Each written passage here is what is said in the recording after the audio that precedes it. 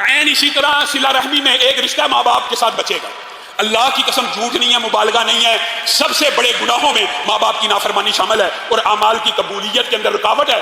جو بندہ ماں باپ کا نافرمان ہے، صحیح حدیث کا خلاصہ رکھ رہا ہوں، کل قیامت کے دن اللہ تعالیٰ اس کی طرف نظر رحمت نہیں کرے گا، اللہ تعالیٰ اس کو جنت میں داخل نہیں کرے گا جو ماں باپ کا نافرمان ہے، نہیں کرے گا.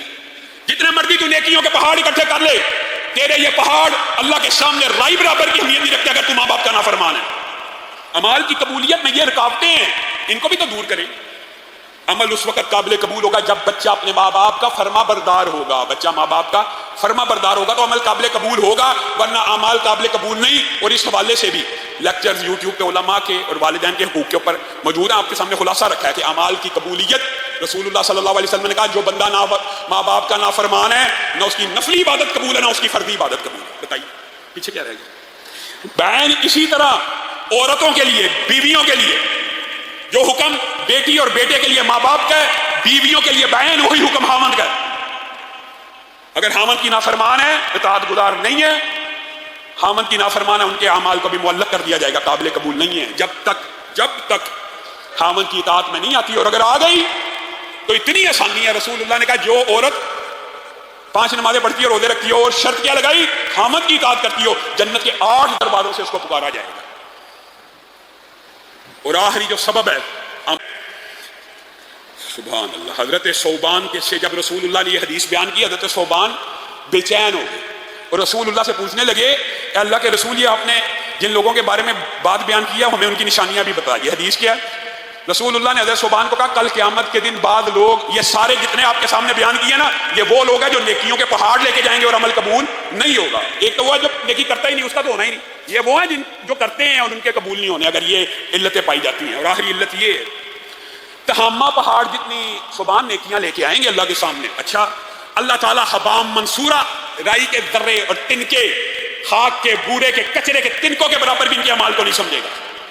اللہ کے رسول پھر تو ان کی نشانیاں بتلا دیجیے. کون ہوں گے؟ تمہارے ساتھ نمازیں پڑھنے والے ہوں گے، تمہارے ساتھ قیام کرنے والے ہوں گے، تمہارے ساتھ روزے رکھنے والے ہوں گے، تمہارے ساتھ قرآن کی تلاوت کرنے والے ہوں گے.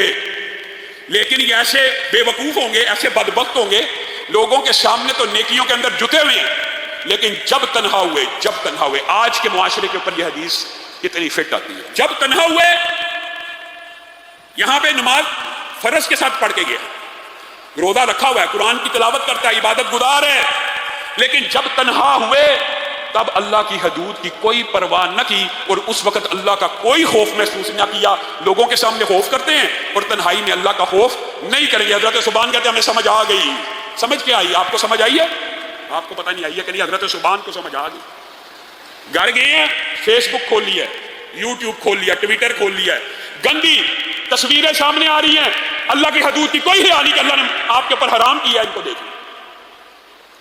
جب تنہا ہوں گے اللہ کی حدود کا جنازہ نکال دیں گے، بیڑا غرق نکال دیں گے. تہامہ بہار جتنی نیکیاں لے کے آ جاؤ، تنہائی میں اگر اللہ سے نہیں ڈرتے، اکیلے میں اگر اللہ سے نہیں ڈرتے تو تمہارے اعمال کا جنازہ نکل جائے گا. اللہ تعالی ہمیں ان 7 اسباب سے محفوظ فرمائے. اور اگر کسی کے اندر آج یہ علت موجود ہے، اللہ توبہ کرتے ہیں اور ارادہ کرتے ہیں کہ یہ اگر مکروہ ہیں تو قرضہ ادا کریں گے، اور اگر کسی کا حق کھایا ہوا ہے اس کو لٹائیں گے، اگر بہنوں بیٹیوں کا دینا ہے ان کو لٹائیں گے. اگر تنہائی میں گناہ کرنے کی عادت ہے اللہ تعالیٰ چھوڑیں گے. ماں باپ کے نافرمان ہیں، اطاعت گزار بنیں گے. خاوند کی نافرمان ہوں، آج کے بعد خاوند کی تابعداری کروں گی. معروف کے اندر عمل صرف وہ کریں گے جو عمل صالح ہوں گے، ریاکاری سے بچیں گے، اور اسلام کی بنیاد اور پلر نماز روزے کو کبھی نہیں چھوڑیں گے. جب زکوٰۃ فرض ہوگی زکوٰۃ کو ادا کریں گے تو اللہ کے فضل و کرم سے آپ کے اعمال قبول ہی قبول ہیں. اللہ رب العزت جو کہا گیا، جو سنا گیا، اس کو سمجھنے کی توفیق عنایت فرمائے.